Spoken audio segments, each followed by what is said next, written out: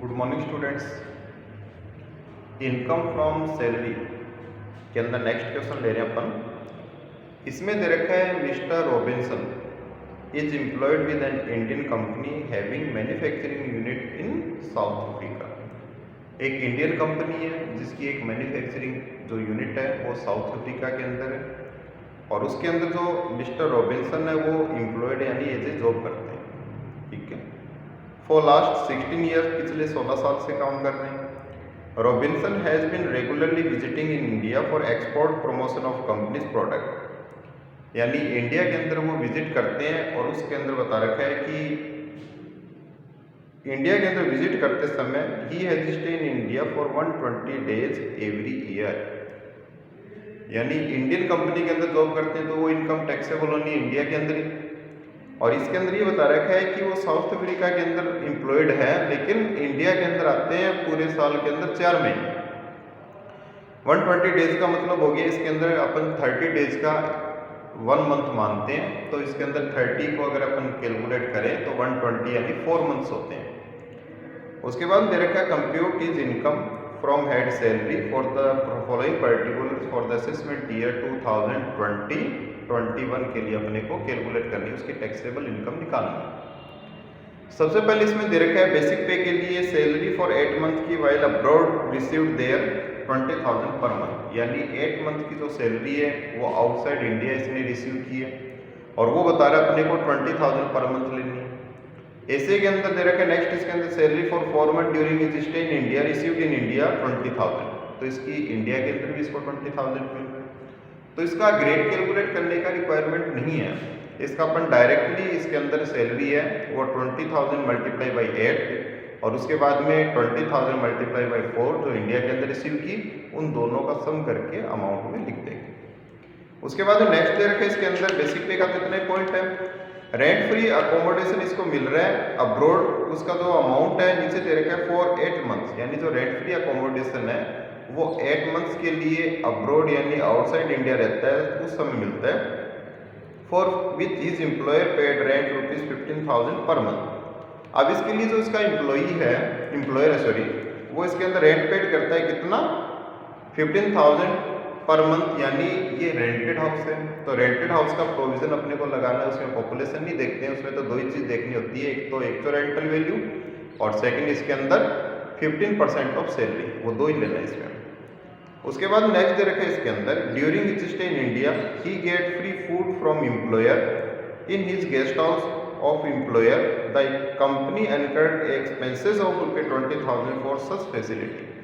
अब ये कह रहा है कि जो वो इंडिया के अंदर रहा तो वो गेस्ट हाउस के अंदर उसको फूड फैसिलिटी दी गई जिसके ऊपर उसके एम्प्लॉयर ने 20,000 का एक्सपेंडिचर किया, ये फुल्ली टैक्सेबल है, क्योंकि ये जो फैसिलिटी है वो कहीं ड्यूरिंग द ऑफिस आवर्स नहीं है, ये गेस्ट हाउस के अंदर मिल रही है। तो गेस्ट हाउस के अंदर अगर रुकता है तो वो आराम का टाइम होता है, उस समय इसको अगर फैसिलिटी दे रहा है तो वो इसके अंदर ड्यूरिंग द ऑफिस आवर्स नहीं मानी जाएगी और ये फुल्ली टैक्सेबल हो जाएगी। वैल्यू ऑफ इसके अंदर जो लंच फैसिलिटी है, फूड फैसिलिटी है, वो 20,000 अपने को पूरा टैक्सेबल करना है। नेक्स्ट दे रखा है during his stay abroad Robinson has been provided a motor car for personal purpose, यानी इसको जब वो अब्रॉड रहता है तो उस कंडीशन के अंदर उसको एक मोटर कार का फैसिलिटी दिया गया फॉर द पर्पज ऑफ, इसके अंदर पर्सनल यूज मान रहा है, इसके अंदर की पर्सनल यूज की जाती है। तो इसके अंदर अपना प्रोविजन है कि यदि owner of motor car is employer, तो यदि वो ऑफिशियल यूज ही आती है तो उसका पूरा अमाउंट है वो एग्जेम्प्टेड है क्योंकि ऑफिशियल पर्पज है। यदि वो पर्सनल पर्पज के लिए यूज की जाती है तो इसके अंदर एक्चुअल एक्सपेंसेस पेड और payable by employer plus 10% depreciation on cost, ये लेना होता है। तो ये जो अपना पॉइंट है ये पर्सनल पर्पज से रिलेटेड है, तो इसके अंदर जो एक्चुअल एक्सपेंसेस पेड और पेबल बाय एम्प्लॉयर वो लेना है, plus 10% depreciation on cost price है वो आपको चार्ज करना है, लागत पर लगाना है। ठीक है, तो इसके अंदर दे रखे हैं द एक्चुअल कॉस्ट रुपीज दे रखी इसके अंदर 8 लाख, एम्प्लॉयर एनकर्ड एक्सपेंडिचर और ₹1 लाख ऑन द फैसिलिटी, तो 1 लाख रुपए तो इसका एक्सपेंडिचर है और 8 लाख रुपीज की इसकी कॉस्ट दे रखी है। तो 8 लाख रुपए पर अपन डेप्रिसिएशन लगाएंगे, 8 लाख इंटू 10% इंटू जो भी टाइम है, अब ये टाइम अपने को इसलिए लगाना है कि ये जो फैसिलिटी है मोटर कार की वो अब्रॉड है, आउटसाइड इंडिया, और आउटसाइड इंडिया ये 8 मंथ्स के लिए रहता है, तो 8 मंथ का ही डेप्रिसिएशन लगेगा। उसके बाद नेक्स्ट दे रखा है during his stay in India he has been given conveyance allowance of rupees 10,000 का कन्वेंस अलाउंस दिया, फुली एग्जेम्प्टेड अलाउंस का पार्ट है।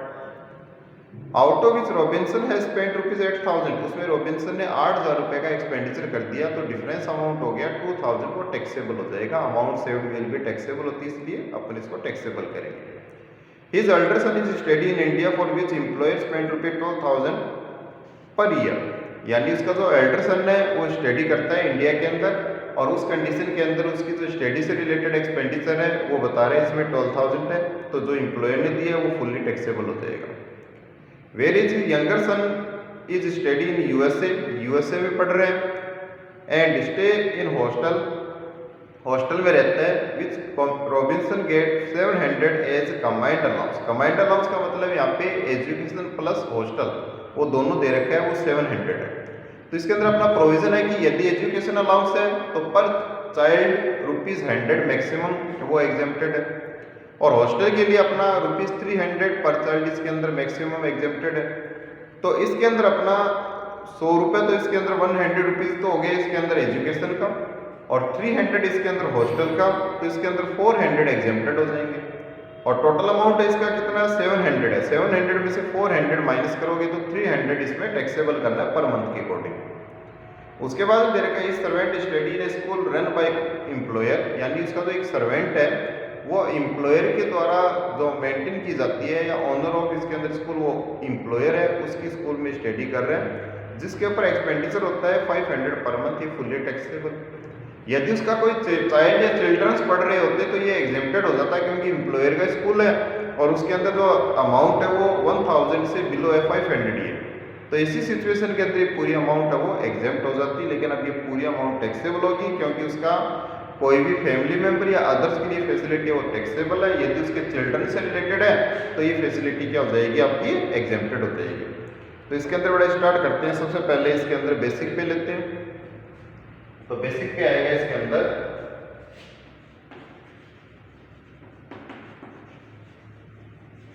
वो अपने को दे रखा है 20,000 multiply by 8 plus 20,000 multiply by 4। ये अलग अलग सैलरी मिल रही है, ये अब्रॉड और ये इन इंडिया। तो इसको मल्टीप्लाई कर देंगे, लिखेंगे तो ये आएगा 2,40,000, 2,40,000 रुपये। इसके बाद में कोई डीए वाई कुछ नहीं, इसके अंदर अलाउंसेस हैं, तो इसके अंदर लिखेंगे एजुकेशन एंड हॉस्टल 700 मिल रहे हैं, इसमें से 100 प्लस 300 हॉस्टल का, दोनों इसमें से कम कर देंगे तो ये आएगा कितना 300 आएगा इनपुट पर, तो ये आपका आ जाएगा 3,600। ये एजुकेशन एंड हॉस्टल अलाउंस हो गया। उसके बाद में कन्वेंस अलाउंस भी दे रखा है इसके अंदर, तो कन्वेंस अलाउंस अपना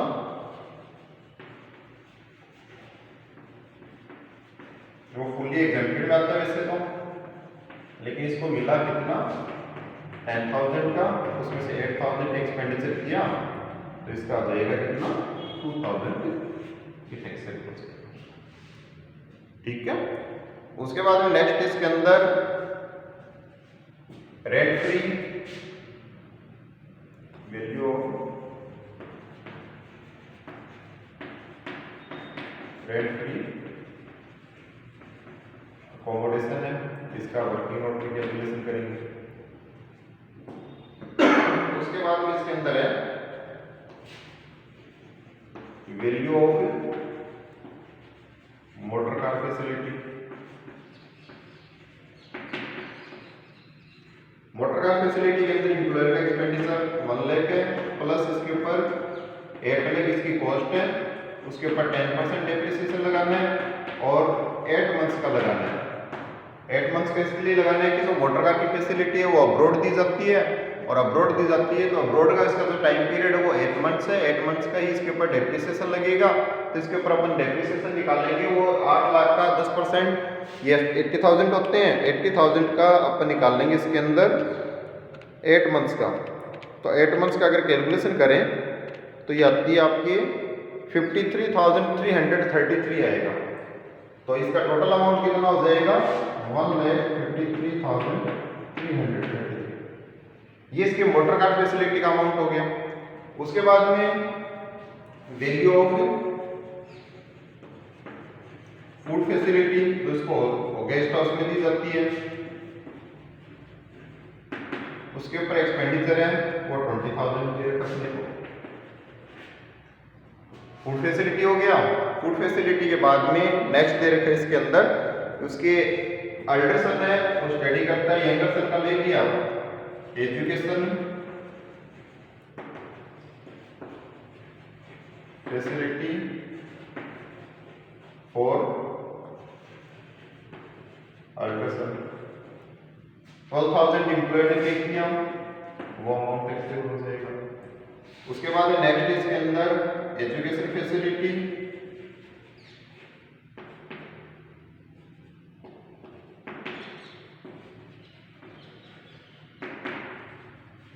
फॉर सर्वेंट,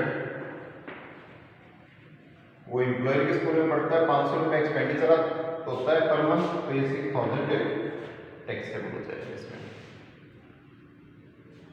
ठीक है, तो इसके अंदर रेंट फ्री अकोमोडेशन अपने को कैलकुलेट करना है। फूड फैसिलिटी का हो गया। उसके बाद में motor car facility, education facility का कैलकुलेट कर दिया, दोनों अलाउंसेस ले लिए। ये सारा पॉइंट बड़ा कंप्लीट है। अब लास्ट पॉइंट अपने को क्या लेना है इसके अंदर रेंट फ्री अकोमोडेशन कैलकुलेट करनी है। Calculation of rent free accommodation.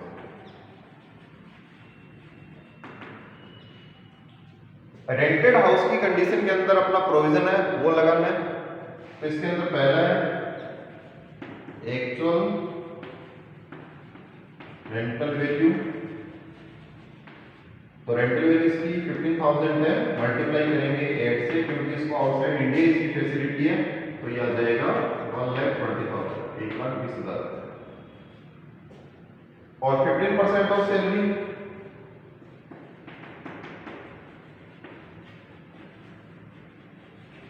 Salary के अंदर एक तो बेसिक पे आएगा।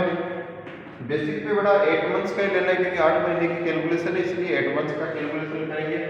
इसका आएगा ये वाली सैलरी लेनी है ब्रॉड वाली, वो है अपना बेसिक पे 1,60,000। उसके बाद में एजुकेशन एंड हॉस्टल अलाउंस है, इसका भी 8 मंथ्स का लेना है। तो एजुकेशन एंड हॉस्टल अलाउंस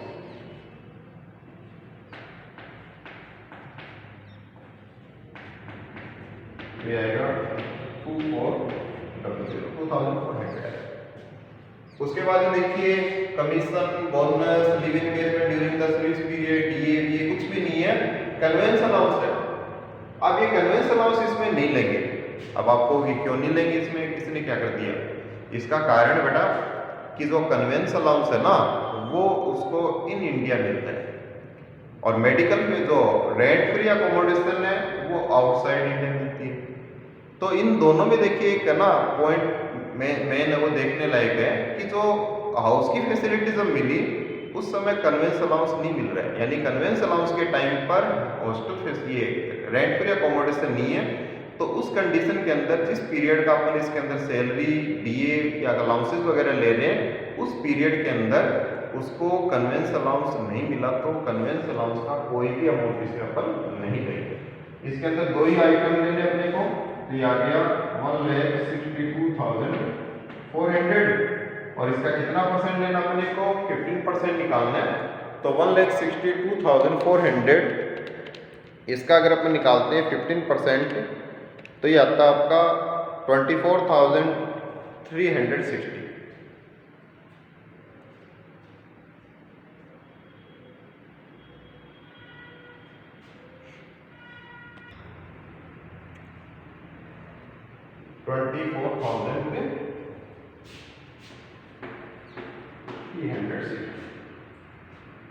अब इनमें से जो भी लेस है वो फैसिलिटी का वैल्यू होगा, तो अपने को पता है इसके अंदर दोनों में से लेस है वो 24,360 है, वो अमाउंट इसके ऊपर लेंगे इसके अंदर। ये देखिए बेटा आपका मेन पार्ट कंप्लीट इसके अंदर।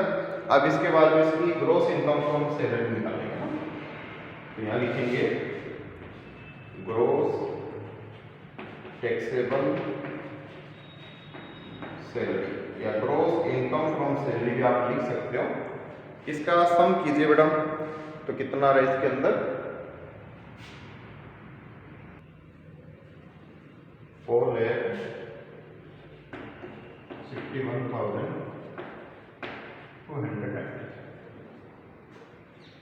4,61,293 में इसका ग्रॉस टैक्सेबल सैलरी या ग्रॉस इनकम फ्रॉम सैलरी है। इसमें से डिडक्शन दे देंगे, स्टैंडर्ड डिडक्शन, और तो कोई डिडक्शन है नहीं, तो लेस इसमें से standard deduction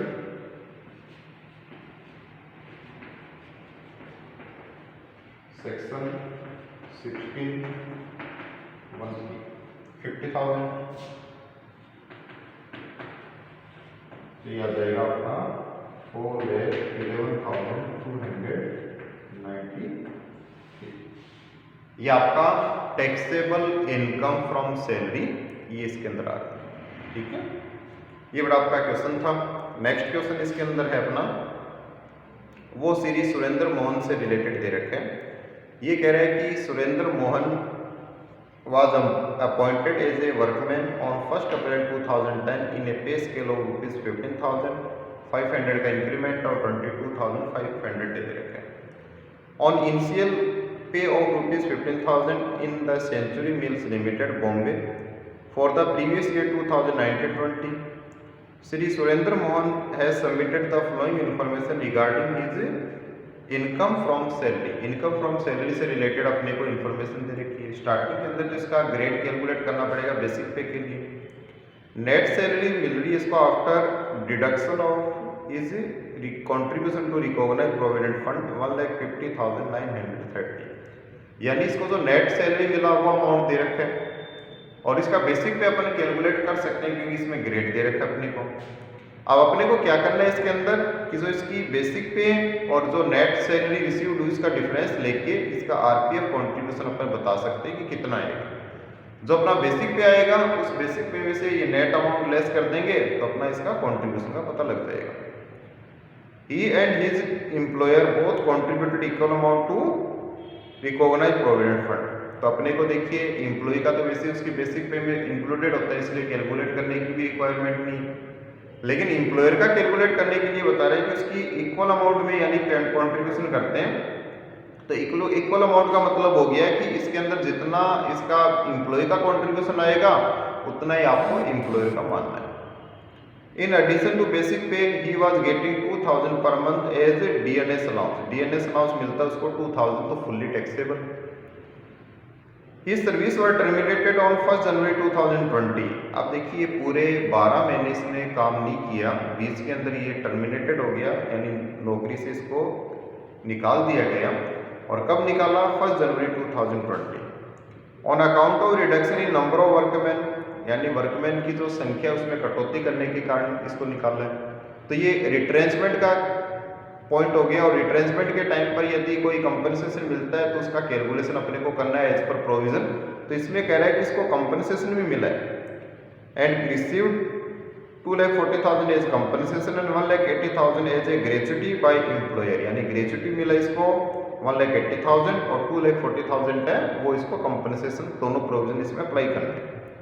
He also got 4 lakh as a accumulated balance from the above fund, यानी इन फंड के कारण उसको एक 4 लाख का अमाउंट मिला। इसका कोई रोल नहीं है क्योंकि इसके अंदर इंडिविजुअली अपने को इसकी इन्फॉर्मेशन दे रखी है। उसके बाद दे रखा है इन जुलाई 2019 he took leave and went on travel with his wife and nephew ₹24,000। ये कह रहा है जुलाई 2019 के अंदर ये लीव पर रहा, तो उसके अंदर इसने ट्रेवल किया अपनी वाइफ और नेफ्यू के साथ। Being the amount spend by him were reimbursed by employer, he traveled in air conditioned first class compartment of railway। Previously he availed such facility in May 2011 and December 2015। तो बेटा ये LTA का point है, LTA का point है 4 years के अंदर 2 बार आप उस फैसिलिटी का बेनिफिट ले सकते हो। तो ये तो फर्स्ट टाइम गए हैं इसलिए इसके अंदर, क्योंकि इससे पहले 2015 के अंदर गया हुआ है। अब 2019 के अंदर गया तो ये ब्लॉक है, इस ब्लॉक के अंदर ये फर्स्ट बार फैसिलिटी ले रहा है, ये एग्जेम्प्टेड होगी। लेकिन फैसिलिटी का अमाउंट कैलकुलेट करते समय आपको ये ध्यान रखना है कि इसके अंदर नेफ्यू का जो है वो अमाउंट टैक्सेबल होगा, क्योंकि उसके बच्चों का, उसकी वाइफ का और उसके खुद का वही अमाउंट है वो एग्जेम्प्टेड होता है, वो भी अपनी कैलकुलेशन करके निकालते हैं। लेकिन यहाँ पे इसके अंदर नेफ्यू दे दिया तो इसलिए ज़्यादा देखने की जरूरत नहीं है, सीधा इसके अंदर फैमिली मेंबर का पार्ट नहीं है, इसके अंदर वो टैक्सेबल हो जाएगा। तो 24,000 है वो 3 मेंबर्स की, उसकी वाइफ, वो सेल्फ और उसका नेफ्यू, तो नेफ्यू का टैक्सेबल हो जाएगा। उसके बाद दे रखे हैं ये जो अपना इसके अंदर ज्वाइन कर रखा था पहले सेंचुरी मिल्स लिमिटेड, वहाँ से उसको रिट्रेंच कर दिया, निकाल दिया। तो उसके बाद में इसने ज्वाइन कर लिया मेसर्स भीलवाड़ा टेक्सटाइल, एक दूसरी कंपनी इसने ज्वाइन कर ली, messrs Bhilwara textile, as a clerk on the monthly pay of ₹20,000, 20,000 रुपये में इसने मंथली पे के अकॉर्डिंग ज्वाइन किया ऑन 1 फरवरी 2020। तो फरवरी और मार्च 2 महीने का इसका बेसिक पे अपने को भीलवाड़ा टेक्सटाइल से लेना है। Here he as well as employer contributed 14% of pay to recognized provident fund, यानी रिकॉग्नाइज प्रोविडेंट फंड के अंदर दोनों कंट्रीब्यूशन करते हैं। कितना परसेंट? 14%। तो इसमें 12% तक तो एग्जेम्प्टेड है, डिफरेंस अमाउंट टैक्सेबल हो जाएगी, यानी 2% है वो टैक्सेबल करते हैं। उसके बाद नेक्स्ट दे रखा है इसके अंदर, on the basis of above particular compute the taxable income from salary of Shri Surendra Mohan for the assessment year 2020-21। तो सबसे पहले इसकी सैलरी कैलकुलेट करने के लिए बड़ा इसका फॉर्मेट बनाते हैं, उस फॉर्मेट के अकॉर्डिंग इसकी सैलरी है वो कैलकुलेट करेंगे। सबसे पहले इसका बेसिक पे कैलकुलेट करने के लिए अपने को ग्रेड दे रखा है और ग्रेड स्टार्ट हो रहा है अप्रैल 2010 से। इसका बेसिक पे कैलकुलेट करते हैं। बेसिक पे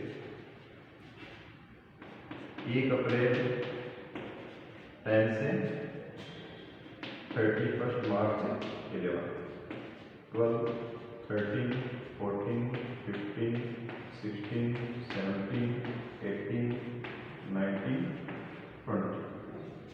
ये 20 वाला स्टार्ट होगा 1 अप्रैल 19 से लेके 31 मार्च 2020। तो ये बड़ा इसकी इतना ग्रेड लेना पड़ेगा अपने को, और जो इसका ग्रेड है वो 15,000 से और 500 का इंक्रीमेंट है। 15,000, 15,500, 16, 16,500, 17, 17,500, 18, 18,500, 19 और 19,500।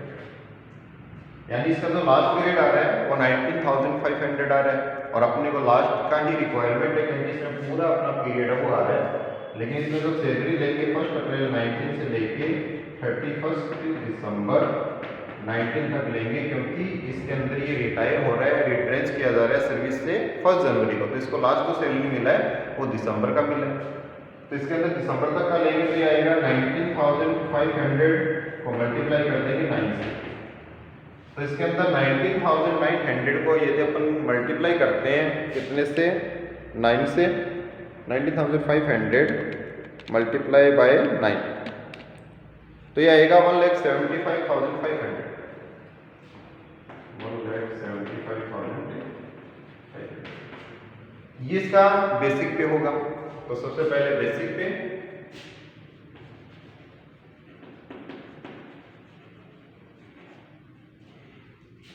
1,75,500, ठीक है। उसके बाद में नेक्स्ट इसके अंदर डीए दे रखा है 2,000 पर मंथ है, तो लिखिए इसके अंदर डीए 2,000 मल्टीप्लाई बाय 9, यह आ जाएगा आपका 18,000। उसके बाद में नेक्स्ट इसके अंदर आरपीएफ कॉन्ट्रीब्यूशन लेना एम्प्लॉयर का, आरपीएफ contribution of employer। अब ये आरपीएफ कंट्रीब्यूशन कितना परसेंट देता है वो नहीं दे रखा है, इसका निकालना पड़ेगा क्योंकि इसमें नेट सैलरी रिसीव्ड और बेसिक पे का डिफरेंस है वो कंट्रीब्यूशन आएगा, उतना ही एम्प्लॉय का और उतना ही एम्प्लॉयर का, तो यानी दोनों का सेम है। तो इसलिए अपन क्या करेंगे, इसका दे रखा है बेसिक पे तो अपना है 1,75,500 जो अपने कैलकुलेशन कर दी, और इसको जो नेट सैलरी मिल रहा है वो है 1,50,930। इसका डिफरेंस ले लेंगे अपन, तो ये इसका है 1,50,930, तो 24,570 इतना इसमें से एग्जेम्पशन मिलता है 12% का, लेस एग्जेम्प्टेड 12% ऑफ सैलरी।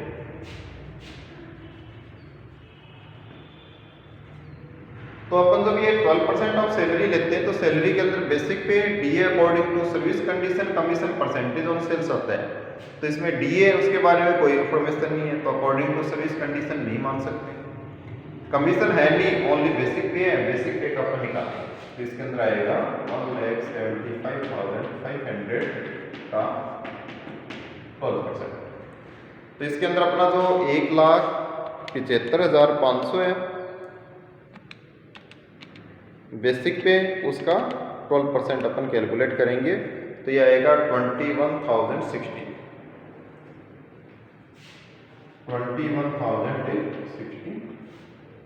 इसमें से माइनस कर दीजिए इसको, तो ये हो जाएगा अपना डिफरेंस है 24,570 है, इसमें से माइनस कर दीजिए तो ये आएगा 3,510।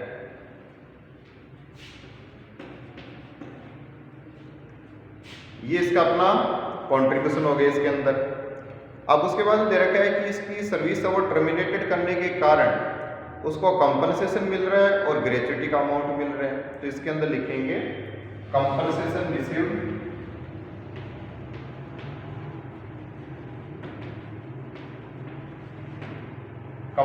रिसीव्ड का अमाउंट है इसके अंदर 2,40,000, 2,40,000 है, लेस एग्जेम्प्टेड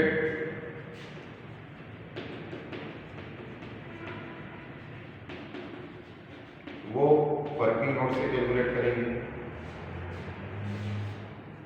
उसके बाद में ग्रेच्युटी रिसीव्ड 1,80,000 रुपए, लेस एग्जेम्प्टेड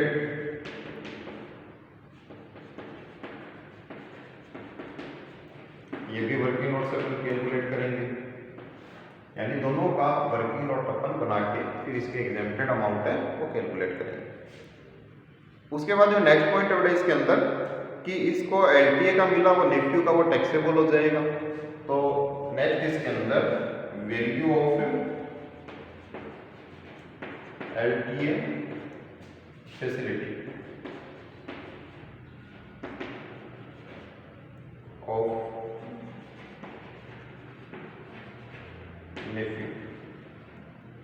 नेफ्यू का देखिए इसके अंदर जो अमाउंट है वो टोटल अमाउंट है वो है 24,000, इसमें 3 मेंबर्स हैं, तो इसमें ये नहीं दे रखा कौन से मेंबर का कितना अमाउंट है, तो इक्वल मान के चलेंगे, तो 24,000 1/3 लेना है, तो ये आ जाएगा आपका 8,000, ये टैक्सेबल हो गया। उसके बाद में नेक्स्ट पॉइंट है इसके अंदर, ये देखिए जो भीलवाड़ा इसके अंदर सेंचुरी मिल्स लिमिटेड है उससे रिलेटेड सारे पॉइंट कंप्लीट है। अब अपने को 2 पॉइंट कैलकुलेट करने हैं, इसके अंदर एक तो कंपनसेशन का अमाउंट निकालना है और एक अपने को इसके अंदर ग्रेच्युटी का अमाउंट है वो निकालना है। तो इसके अंदर अपन इसके दोनों अमाउंट कैलकुलेट करेंगे। सबसे पहले इसका एग्जेम्प्टेड अमाउंट निकालना अपने को, इसका कंपनसेशन का, तो सबसे पहले कंपनसेशन की कैलकुलेशन करते हैं।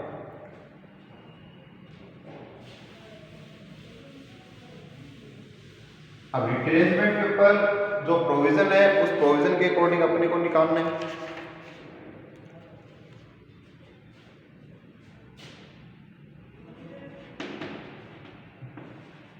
कैलकुलेशन ऑफ एग्जेम्प्टेड अमाउंट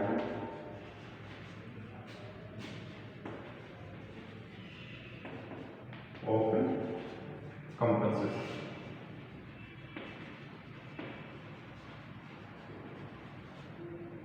इसके अंदर सबसे पहले बड़ा एक्चुअल अमाउंट,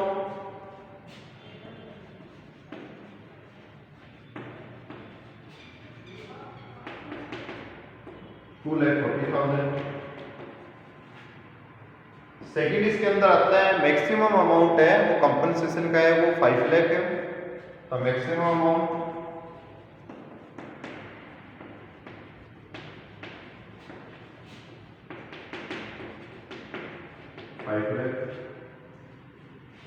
नेक्स्ट इसके अंदर लेना अपने को 15 days salary in a year. तो नेक्स्ट इसमें 15 days salary in a year. अब 15 days salary in a year लेने के लिए बेटा अपन क्या करते हैं, इसके अंदर लास्ट 3 मंथ्स के बेसिक पे लेना होता है। तो लास्ट 3 मंथ्स का अगर बेसिक पे लें तो वो अपना है 19,500। ऑल अलाउंसेस जिसमें डीएवी सब कुछ आ जाएंगे इसके अंदर, है ना। उसके बाद में बोनस और ग्रेजुएटी इसमें नहीं आता है, कमीशन आता है, एक्चुअल अमाउंट ऑफ फैसिलिटी आती है, ऐसा कुछ भी नहीं है। देखिए इसमें ओनली 2 अमाउंट्स अपने पास, एक तो बेसिक पे है और एक अपने को डीए लेना है, वो भी 3 मंथ्स के लिए divided by 3 months actual days लेने, यानी 3 महीने के जो एक्चुअल डेज हैं वो इसके अंदर लेने। तो एक्चुअल डेज अपन लेंगे तो उस कंडीशन पे ये रिटायर हुआ है 31 दिसंबर को, तो दिसंबर का पूरा मंथ ले लेते हैं, उसमें 31 डेज होते हैं। नवंबर में 30 होते हैं, अक्टूबर में 31 होते हैं, तो ये टोटल आएंगे 92 into 15 into service period in year. 6 month से अबव है तो उसको पूरा ईयर अपन मान के चलेंगे इसके अंदर। अब ये देखिए इसने जो सर्विस है वो इसने ज्वाइन की है, उसका टाइम देखते हैं कितने साल इसने किया है। तो इसने जो सर्विस ज्वाइन की थी 1 अप्रैल 2010 और रिटायर हो रहे हैं ये कब, 1 जनवरी 2020 को। तो 10 ईयर्स होते हैं इसके अंदर पूरे, है ना। तो इंटू 10 ये कैलकुलेशन करेंगे बड़ा अपन इसकी। तो सबसे पहले इसके अंदर 19,500 प्लस 2,000 इसको मल्टीप्लाई करेंगे 3 से और डिवाइड बाय 92। तो इस कैलकुलेशन को करेंगे तो ये कैलकुलेशन आ रही है अपनी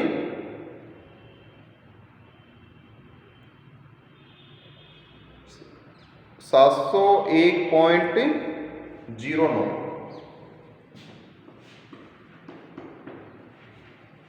इसको फिर 15 से और 10 इससे मल्टीप्लाई करेंगे तो इसका जो हम कैलकुलेशन करेंगे तो ये आ जाएगा 701.09 इंटू 15 इंटू 10। तो ये आ रहा है आपका 1,05,163 रुपये।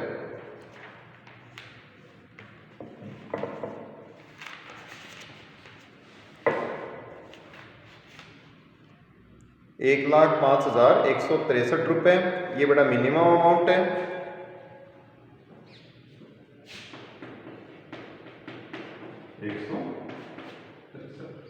अब इन तीनों में से जो भी कम है वो एग्जेम्प्टेड हो जाएगा। तो यहाँ लिखेंगे अपन 1,05,163।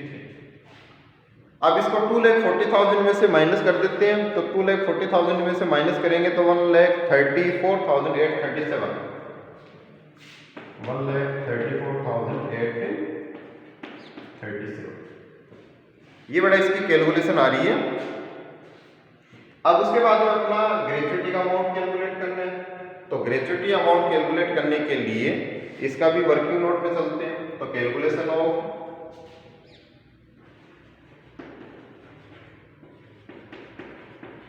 exempted amount of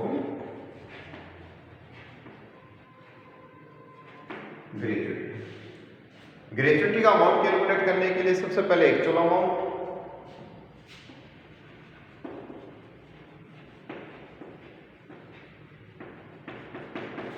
वो अपना दे रखा है, इसके अंदर एक्चुअल अमाउंट है 1,80,000।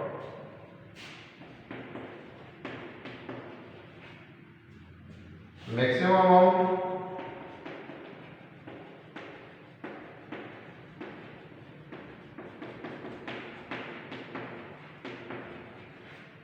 20 लाख अपना, ठीक है। उसके बाद में नेक्स्ट इसके अंदर इसमें भी 15 डेज का सैलरी लेना अपने को, तो नेक्स्ट लिखेंगे इसके अंदर 15 डेज सैलरी किए।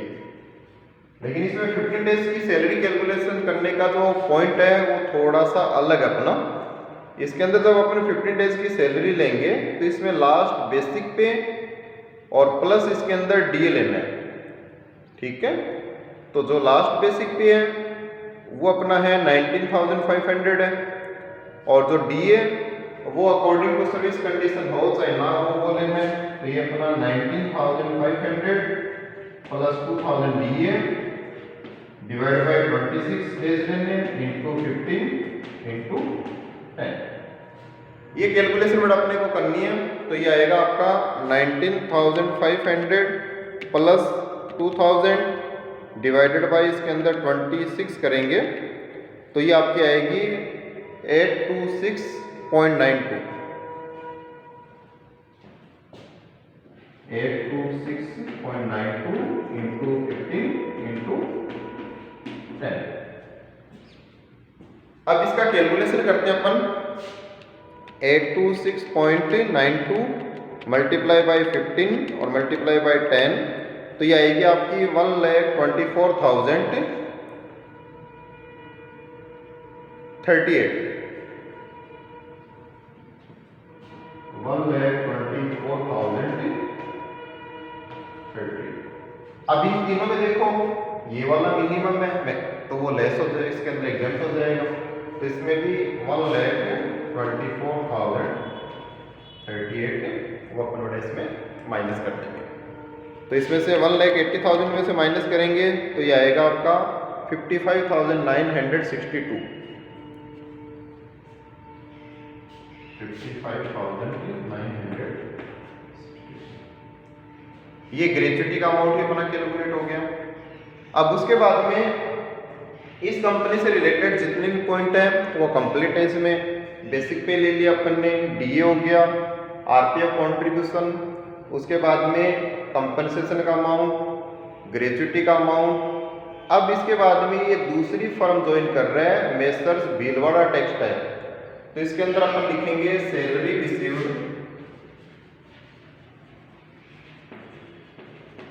From messrs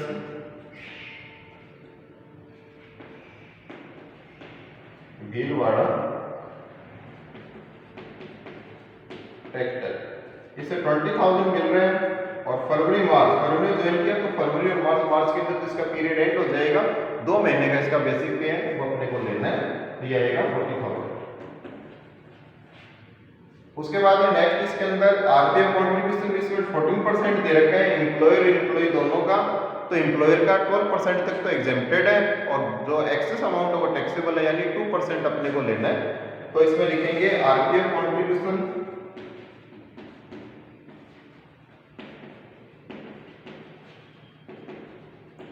of employer excess to 12%। तो इसका 12% का मतलब 2% लेना है, और किसका लेना है 40,000 का, तो ये आ जाएगा 40,000 का 2% 800 जाएगा। उसके बाद में इसका gross income from salary calculate करेंगे अपन। तो ग्रॉस इनकम फ्रॉम सैलरी वो आ रहा है इसका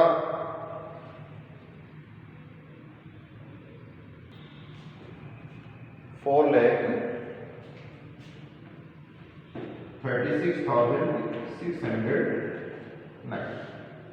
ये बड़ा इसका बेसिक पे आ रहा है अपना gross income from salary. Basic पे ग्रॉस इनकम फ्रॉम सैलरी आ रहा है। अब इसमें से डिडक्शन देना है, यानी स्टैंडर्ड डिडक्शन अपन देंगे इसके अंदर कितना है वो 50,000 का, और 50,000 का डिडक्शन देने के बाद में ये आ जाएगा 3,86,609। ये आपकी टैक्सेबल इनकम फ्रॉम सैलरी आ जाएगी। इसमें से आपको ओनली वन डिडक्शन 50,000 का standard deduction under section 16(1)(a) के अकॉर्डिंग देना है। वो डिडक्शन देने के बाद में आपका क्वेश्चन है वो कंप्लीट। तो ये क्वेश्चन बड़ा अपना ये आया हुआ भी एग्जाम के अंदर आपका, ये 20 मार्क्स के लिए इंपॉर्टेंट क्वेश्चन है। इससे पहले रॉबिन्सन वाला है उसका सेम एग्जाम्पल दे रखे हैं, वो एग्जाम्पल अपने एग्जाम के अंदर 2-3 बार रिपीट हुआ है। ये क्वेश्चन भी बड़ा आपका एग्जाम के अंदर आया हुआ है सेम, इसके अंदर वैल्यू थोड़ी बहुत आगे पीछे कर देते हैं, सेम क्वेश्चन आया हुआ है। तो दोनों इंपॉर्टेंट क्वेश्चन है, ये अपने कंप्लीट किए। नेक्स्ट क्लास में बड़ा इसका नेक्स्ट टॉपिक अपन स्टार्ट करेंगे। तो आज के लिए इतना है, ओके।